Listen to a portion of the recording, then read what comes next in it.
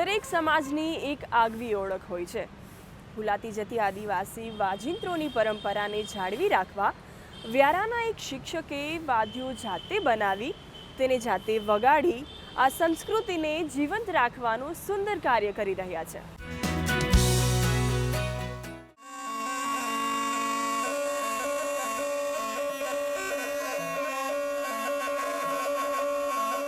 વ્યારાના ચૌધરી સમાજના એક શિક્ષક વર્ષો જૂની આદિવાસી વાદ્યોની પરંપરાને જાળવવાનું કામ કરે છે। એક શિક્ષક તરીકેની નોકરી હોવા છતાં તેઓ આ માટે વિશેષ સમય કાઢે છે।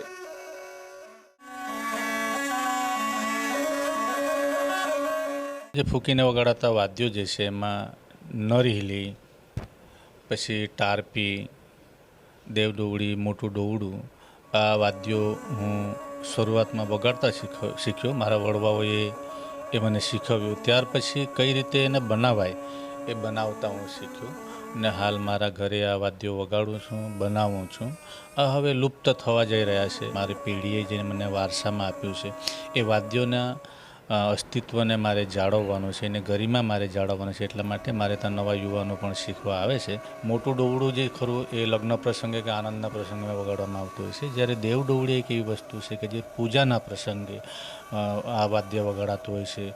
વ્યક્તિ મરી ગયા પછી એને ખતરા તરીકે સ્થાપિત કરવામાં આવે, એને પણ અમે શુભ પૂજા તરીકે, શુભ પ્રસંગ તરીકે સ્વીકારી છે। એટલે એ વ્યક્તિને સ્થાપિત કરવા માટે, ખતરાને સ્થાપિત કરતી વખતે પણ આ વાદ્ય વગાડવામાં આવતું હોય છે।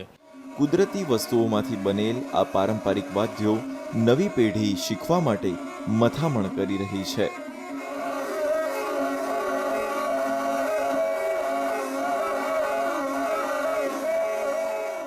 જે ડોવડી છે અને બીજા જે વાદ્યો છે એ શીખવાનો અને વગાડવાની કોશિશ કરું છું। અને આ શીખવા અને વગાડવાનું મુખ્ય કારણ એ છે કે આ જે કળા અને વાદ્યો છે એ આજની તારીખે લુપ્ત થઈ રહ્યા છે અને તેની જાળવણી અને સાચવણી માટે હું આ શીખું છું અને વગાડું છું। પોતાની સંસ્કૃતિ જાળવવા એક પેઢી આવનાર પેઢીને શું આપી શકે તેનો જવાબ આપણને આ વ્યારાના શિક્ષક અને વિદ્યાર્થીઓ આપી જાય છે। આ પરંપરા જે છે એને જાળવવાનો આ મારો પ્રયત્ન છે ને નવી પેઢીને આ શીખવવાની મારી એક સામાજિક જવાબદારી સમજીને આ કામ હું કરું છું।